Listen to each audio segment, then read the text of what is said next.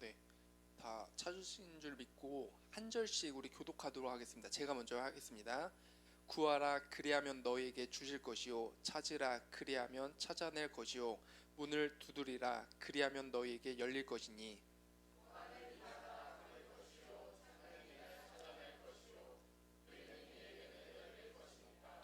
너희 중에 누가 아들이 떡을 달라 하는데 돌을 주며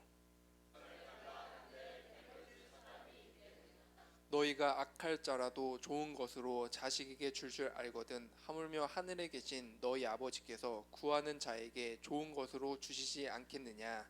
그러므로 무엇이든지 남에게 대접을 받고자 하는 대로 너희도 남을 대접하라. 이것이 율법이로 선지자니라. 아멘. 우리 마태복음 5장에서 7장까지를 산상수훈이라고 말합니다. 산상수훈은 예수님께서 산에서 제자들과 무리들에게 하신 말씀인데요. 예수님께서 제자들과 무리들에게 주신 것으로 하나님의 백성이 어떻게 살아가야 되는지를 가르쳐 주신 것입니다. 특히 이 산상수훈은 이렇게 살아야 구원을 받는다가 아니라 이미 예수님을 믿고 하나님의 자녀, 하나님의 백성이 된 자들이 어떻게 살아가야 되는지를 알려주신 핵심 말씀입니다. 네, 이미 그렇기에 이번 주에 우리가 5장에서 7장까지를 시간이 될 때 꼭 읽어보시면 좋을 것 같습니다. 네, 그렇게 권장하고요. 오늘은 7장 7절부터 11절까지를 살펴보도록 하겠습니다. 예수님께서는 7절에서 구하라라고 말씀하십니다. 여러분들 그 구하다라는 말은 무슨 말일까요? 이거는 달라고 하는 건데 말로 하는 거죠. 그죠? 이거는 얌전히 있는 게 아니라 부르짖으면서 말을 하는 겁니다. 하나님께요. 그리고 여기서 구하라, 찾으라, 두드리라 라는 이 한 뭉탱이가 모두 현재 명령법으로 쓰였는데요. 예수님께서는 즉 지금 당장 끊임없이 구하라는 것을 굉장히 강조하고 계신 겁니다. 네. 그리고 이어서 찾으라라고 말씀하십니다. 찾는다는 것은 여러분들 행동을 하는 거예요. 부르짖으며 말할 뿐만 아니라 행동으로 적극적으로 구하라는 건데요. 여기에 더하여 또 뭐라고 하십니까? 예수님께서 두드리라 라고 말씀하시죠. 그죠? 두드리라는 의미는 뭐냐면요, 더 적극적으로 행동을 하라는 겁니다. 원하는 모든 것을 부르짖으며 구하면서 동시에 더 적극적으로 행동을 하라는 건데요. 정리를 하자면 구하라, 찾으라, 두드리라라는 한 뭉텅이로서 이는 말과 더 적극적인 행동을 하나님 아버지께 구하라는 겁니다. 살아가는 순간마다 끊임없이 구하라고 하는 건데요. 우리 성도님들도 이렇게 끊임없이 하나님께 좀 구했던 뭔가가 있나요? 아멘. 그죠? 있을 때죠. 그죠? 저도 10년 동안 하나님께 끊임없이 구했던 기도 제목이 있어요. 네, 이제 그 10년 말미에 이제 그 기도 제목을 이루어 주셨는데요. 오늘 제가 이 이야기를 하고 싶었는데 이 이야기까지 하면은 설교가 너무 길어집니다. 그죠? 그러면 여러분들 눈꺼풀이 많이 무거워질 것 같아가지고 이 이야기는 제가 좀 다음으로 미루도록 하겠습니다. 네. 아니면 성도님도 혹시 어린 시절에 부모님께 뭔가를 굉장히 구했던 적이 혹시 있지 않으신가요? 그죠? 다 있을 텐데 저는 제가 초등학교 4학년 때 축구화가 몹시 사고 싶었어요. 근데 저희 아버지는 작은 개척교회를 하셨기 때문에 그것을 사줄 만한 이제 형편이 아니었는데요. 네, 때마침 저희 집 근처에 축구화가 세일하는 것을 제가 보고 이건 꼭 사야겠다 라고 이제 마음을 먹고 교회에 계신 아버지께 찾아가서 뭐라고 했겠어요? 그죠? 아버지 이 축구화를 사주세요 라고 했는데 아버님께서는 아니나 다를까 지금 좀 못 사줄 것 같다, 이제 미안하다라고 말씀을 하셨어요. 그죠? 그래서 저는 이제 슬퍼하면서 그죠? 집으로 돌아갔는데 다시 생각해봐도 이 축구화가 너무 사고 싶은 거예요. 그래서 교회 계신 아버지께 다시 찾아가가지고 이번에는 부르짖을 뿐만 아니라 적극적으로 행동을 하면서 사달라고 했어요. 그래서 어떻게 됐을까요? 사셨어요? 사셨어요? 아직 아닙니다. 아버지께서는 또 안 된다고 하셨어요. 그래서 저는 이제 그 말을 듣고 마지막에는 거의 절규하다시피 울면서 아버지께 사달라고 했었거든요. 그 모습을 보고 이제 아버지가 안타까웠는지 마음이 열리셔가지고 이제 그 축구화를 사주셨던 그런 기억이 이제 있습니다. 그죠? 근데 말입니다. 하나님께서는 우리의 모든 필요를 다 아신다고 했는데요. 그죠? 우리에게 왜 구하라고 하셨는지 이에 대해 혹시 의문을 품은 적은 없으십니까? 굉장히 믿음이 좋으십니다. 저는 의심을 품은 적이 있었어요. 모든 것을 다 이미 아시는 하나님인데 우리가 하나님께 왜 구해야 되는가라는 이제 그런 이제 의심을 품은 적이 있는데요. 만약에 우리가 하나님께 요청을 하지 않았는데도 불구하고 하나님께서 우리의 요청을 들어주신다면 우리는 어떨까요? 여러분들 당연해지죠. 그렇죠? 좋은 말씀이에요. 다시 저의 초등학교 4학년 때 상황으로 돌아가 볼게요. 만약 제가 아버지께 축구화를 사달라고 하지 않았는데도 아버지가 그러니까 저희 아버님이 제 마음을 아시고 축구화를 사와 주셨어요. 그러면 제 마음은 어떨까요? 그죠? 물론 기쁘죠. 그죠? 아버지가 내 마음을 알고 축구화를 사 오셨구나. 그죠? 하지만 제가 아버지께 울부짖으며 적극적으로 행동한 이후에 아버지께서 축구화를 사주셨으면은 저는 어땠을까요? 저는 엄청나게 기뻤을 겁니다. 실제로도 그때 저는 몹시 기뻐했던 기억이 남아 있어요. 물론 축구화가 생겨서 기쁜 것도 있겠지만 동시에 내 아버지가 나를 사랑하시는구나, 나의 아빠가 맞구나 라면서 저를 향한 아버지의 사랑을 그때 느꼈습니다. 이처럼 성도님들도 하나님 아버지께 무언가를 구할 때 간절히 구하셔야 됩니다. 구한 것이 응답되었을 때에는 그 구한 것을 주신 것으로 인해 기뻐할 뿐만 아니라 그것을 뛰어넘어서 하나님 아버지의 사랑을 더욱더 알게 될 겁니다. 물론 하나님께서는 우리의 모든 필요를 아시기 때문에 구하지 않아도 어떤 것들을 필요로 채워주시는 하나님이세요.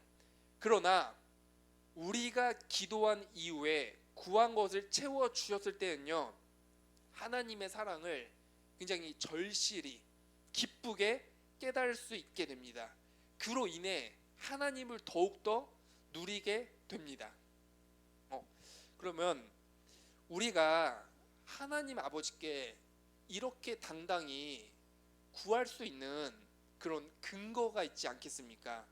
우리가 하나님께 당당히 구할 수 있는 그런 근거가 무엇인지 예수님께서 9절에 이렇게 말씀하십니다.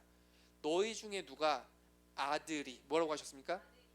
아들이 떡을 달라 하는데 라고 말합니다.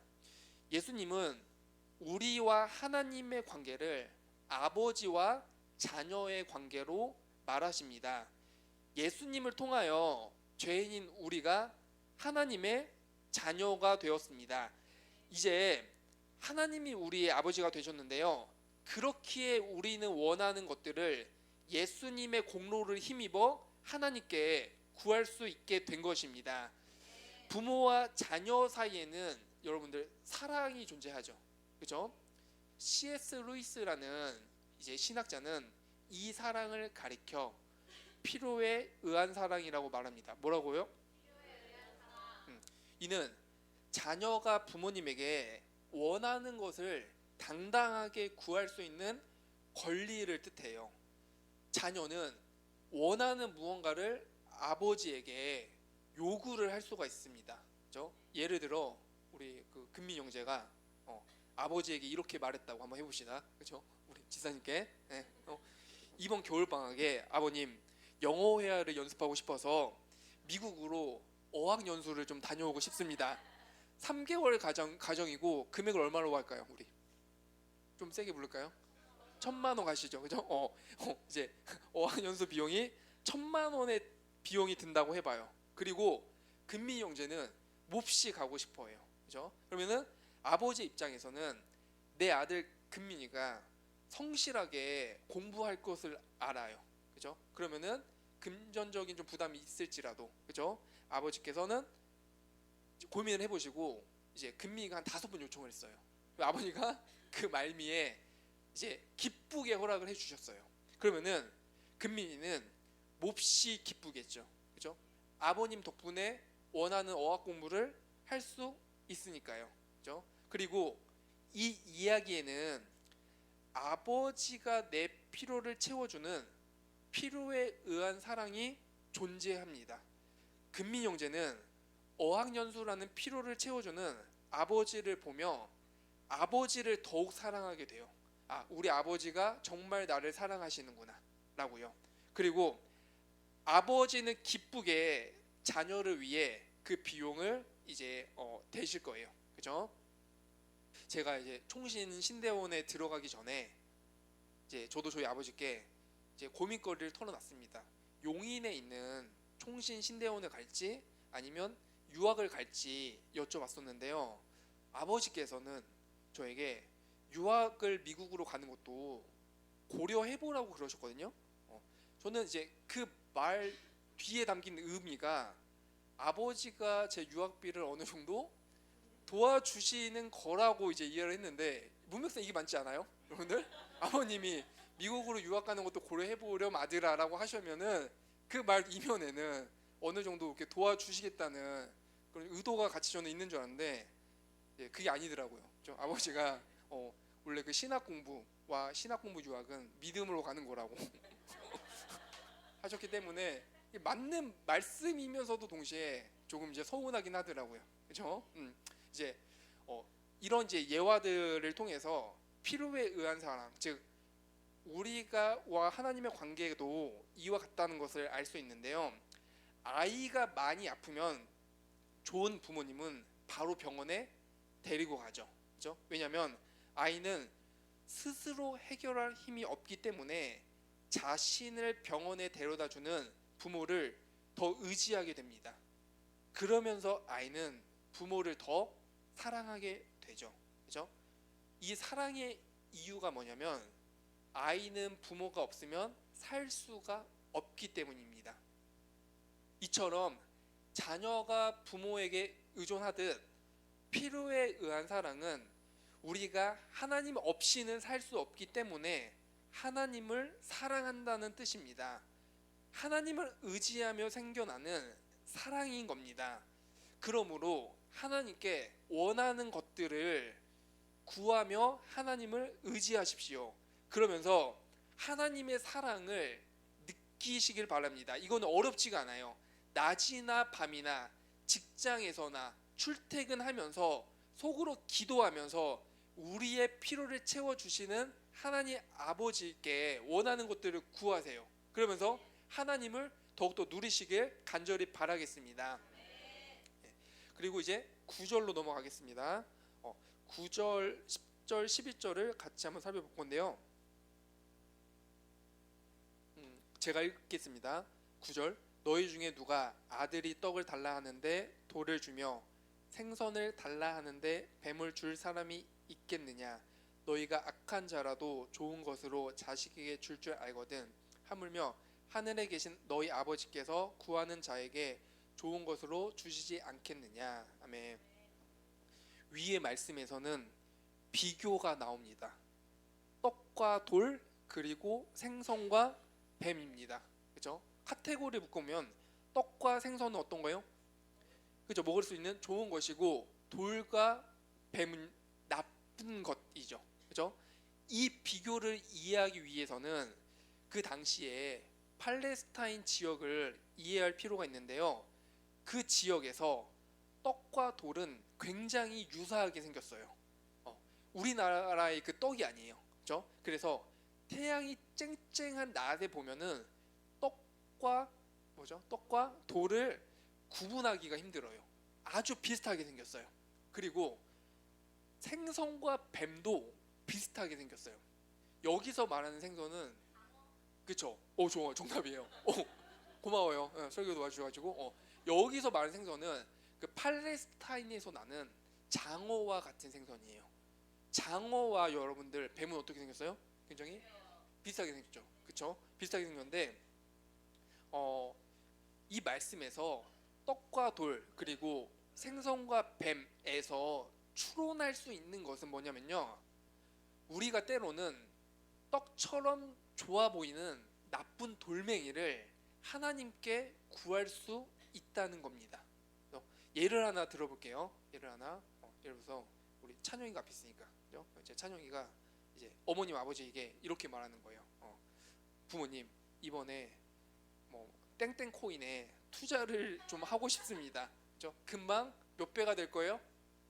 열 배라고 하죠. 금방 천 배는 좀 너무한 것 같고 30배로 합시다. 그죠? 금방 30배가 될 거예요. 그죠? 1,000만 원만 좀 주시면은 얼마가 됩니까 이게? 3억이 되는 기적이 발생할 겁니다. 그죠? 그러면은 자녀 눈에는 빨리 돈을 벌 수 있는 기회처럼 보일 수가 있겠죠. 그러나 부모 눈에는 이게 굉장히 위험해 보이는 길이란 걸 바로 직감하게 될 테죠. 그죠? 좋은 부모라면 어떻게 합니까? 그죠? 단호히 거절할 뿐만 아니라 찬영이의 이제 등짝을 그죠? 그죠? 때려줄 수도 있겠죠. 그죠? 대신에 찬영이에게 더 안정적인 길, 더 좋은 길을 안내해 주실 겁니다. 그죠? 사역자인 저를 한번 예를 들어볼게요. 그죠? 제가 하나님께 치유의 은사를 간절히 구했다고 해봅시다. 그죠? 그래서 이렇게 기도해요. 하나님, 저에게 치유의 은사를 주셔서 제가 아픈 사람들을 치유하며 하나님께 인도하게 해주세요. 그죠? 이 기도는 어떤 기도처럼 들리세요? 그죠? 물론 좋은 기도지요. 그죠? 그런데 제가 이 치유의 은사를 받고 굉장히 교만해졌어요. 그래서 이제 교회 성도님들 보면서 치유의 은사도 없는 송희 집사님 한번 보면서 정죄를 하고, 그죠? 모두를 제가 정죄해요. 그리고 이제 더 교만해져가지고 제가 이제 그 유나 전도사님도 이제 그죠? 정죄를 해요. 치유의 은사도 없는 유나 전도사님 이러면서 뭐 회개할지어다 이렇게 한번 해봅시다. 그죠? 근데 이러면서 이제 막 언성을 높이고, 그죠? 어깨가 으쓱하고 교회의 모든 관계를 해친다고 해봅시다. 그죠? 근데 실제로 이제 뭐 송희 집사님, 뭐 유나 전도사님은 은사의 최고봉인 어떤 은사? 사랑의 은사로 교회를 굉장히 아름답게 사랑으로 섬기고 있었는데도 말이죠. 그죠? 그러면 제가 구한 치유의 은사는 그죠? 좋은 떡이 아닌 나쁜 돌멩이가 되는 거겠죠. 이처럼 우리 눈에는 좋아 보이는 것들이 있지만 그것이 하나님의 무한한 지혜에서 봤을 때에는 돌들이 될 수도 있습니다. 그래서 아버지께서는 때로는 우리의 기도를 거절하시고 좋은 떡만 주시는 겁니다. 이 지점에 진정한 감사가 있는데요, 우리가 구한 모든 게 이루어지지 않는다는 안전장치가 있다는 감사입니다. 우리가 모든 것을 구하되 다 이루어지지 않는 안전장치가 있음에 감사하십시오. 좋은 부모는 자녀가 다치지 않도록, 교만해지지 않도록 자녀의 안전장치가 되어 주시는 겁니다. 우리가 하나님 아버지께서, 예수님께서 오늘 말씀하시죠. 구하는 모든 것들을 자유롭게 구하라고요. 남의 아버지가 아니라 나의 아버지, 우리의 아버지이기 때문에 우리가 원하는 것들을 자유롭게 하나님 아버지께 구할 수가 있습니다. 하나님은 우리에게 좋은 것을 주시는 사랑의 아버지이시기 때문인데요, 때로는 우리 눈에 좋아 보이는 것들을 구할 때 하나님께서 그것을 거절하시고 우리의 안전장치가 되어 주십니다. 우리가 폭주하지 않게끔 우리의 안전장치가 되어 주시는 하나님께 감사를 드리시길 바랍니다. 게다가 하나님께서는 우리에게 최고의 안전장치를 주셨습니다. 바로 예수님이신데요. 우리가 죄와 죽음으로 가는 길을 막기 위해 하나님께서는 자신의 외아들을 잃어버리셨습니다. 십자가에서 예수님을 내어주심으로 우리를 지켜내셨고요. 십자가에서 예수님을 내어주심으로 하나님은 우리를 죄와 심판에서 구원하셨습니다. 예수님을 내어주심으로 우리에게 영원한 안전이 되어주셨습니다. 우리가 모든 것들을 자유롭게 구하면서 동시에 최고의 안전장치가 되어주시는 예수님께로 나아가십시오. 그분만이 우리의 영원한 안전장치가 되십니다.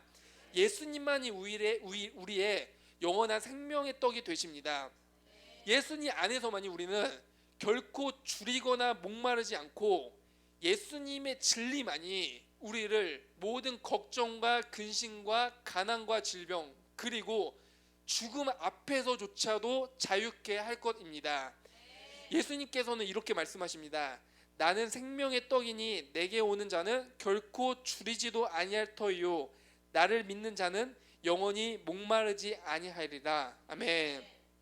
우리 다 같이 기도를 하겠습니다. 다 같이 우리가 갖고 나온 기도 제목들 그리고 교회를 위해 오늘 들은 말씀을 기억하며 같이 우리 기도하도록 하겠습니다. 진리를 알지니 진리가 너희를 자유케 하리라. 주여 외치고 우리 기도하겠습니다. 주여